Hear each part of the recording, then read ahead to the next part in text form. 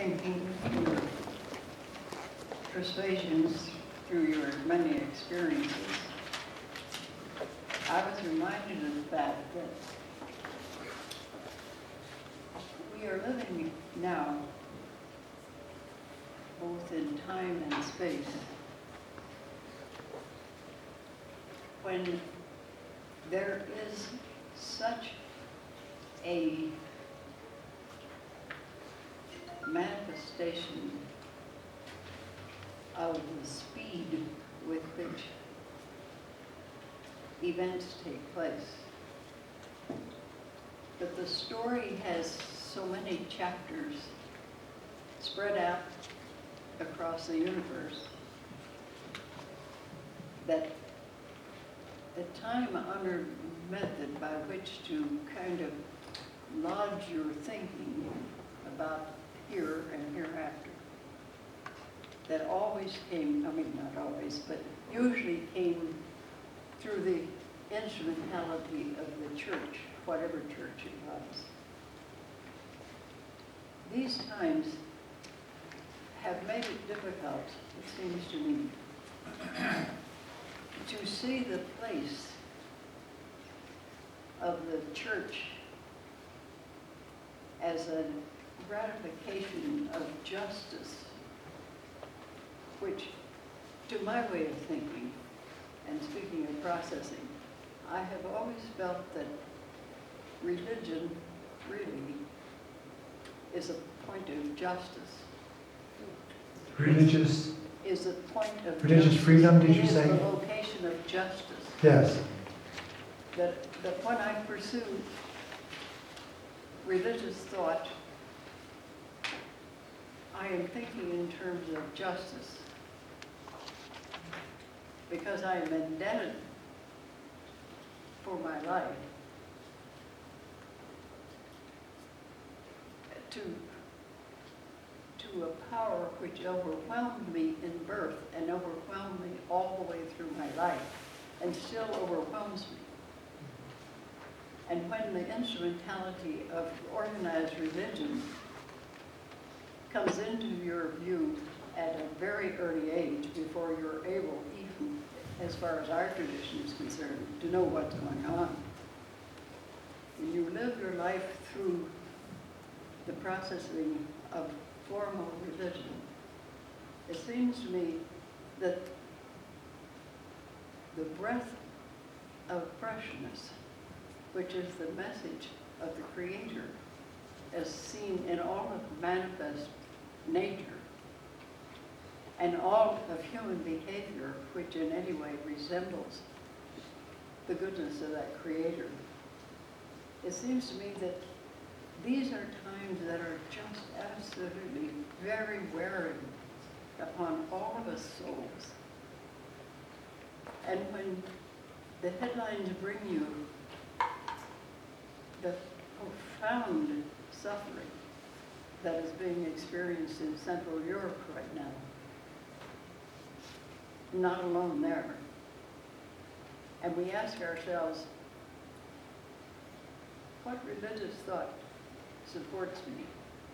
Or what spiritual flight can I take that will in any way address the disturbance that I feel?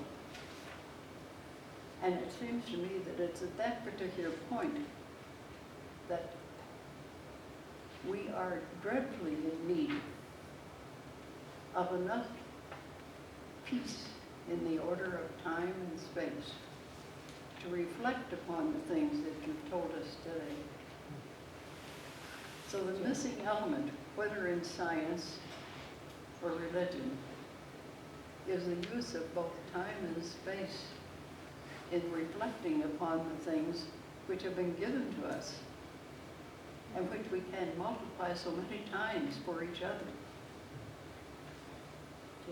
So I think we are at a point of the human dilemma when it only can turn to spiritual reflection, which always is just a grace because we don't earn it and we can't buy it, and we can't bargain for it. So these are the days, I think, for just praying for the grace to not endure the times, but to in some way try to find a place for ourselves in them.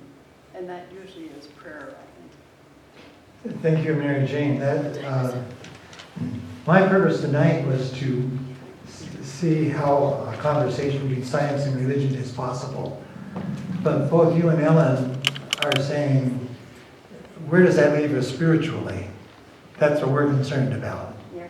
And you're reminding me, I wanted to say, I think Pope Francis gets what you're saying, personally, and I've not been a fan of popes. Those of you who know me, I know that.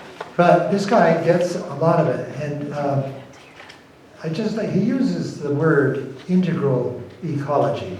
Teilhard de Chardin had a view of the whole universe, including human consciousness and human civilizations, as a single living organism.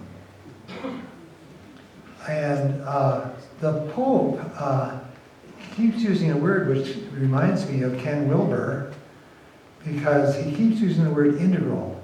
The Pope takes ecosystem, a physical ecosystem, and he uses that as a metaphor for the whole ball of wax, including human life and civilizations. And he's saying we are an interrelated living organism with consciousness and moral questions and moral responsibilities. And we are interrelated. And that's why we love the earth. And there's a final thing, Linda, where that's his thing about ecology. That's why, as a theologian, the Pope, as a person of faith, why is he writing about climate change? Because he sees us as all of a piece, all one family, and we have a moral obligation to hold it together. And he says, we have, and this picture from NASA is so moving to me. It gets some distance from your life.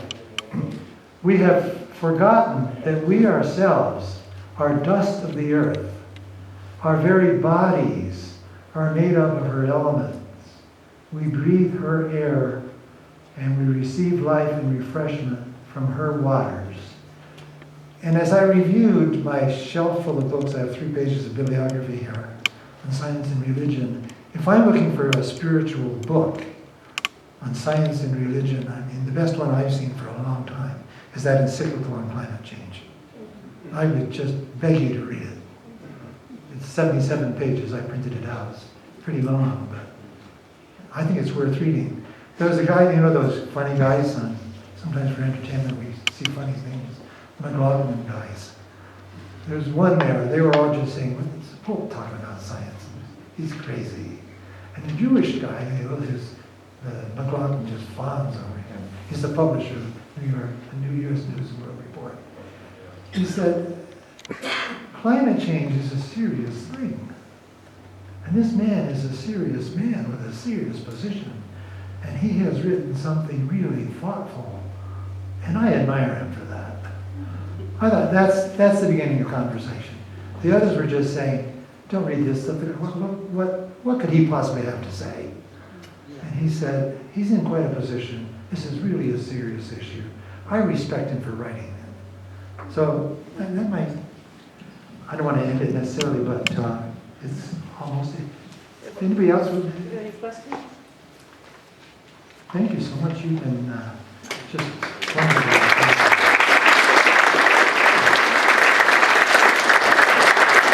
Before we leave, I want to remind you of our next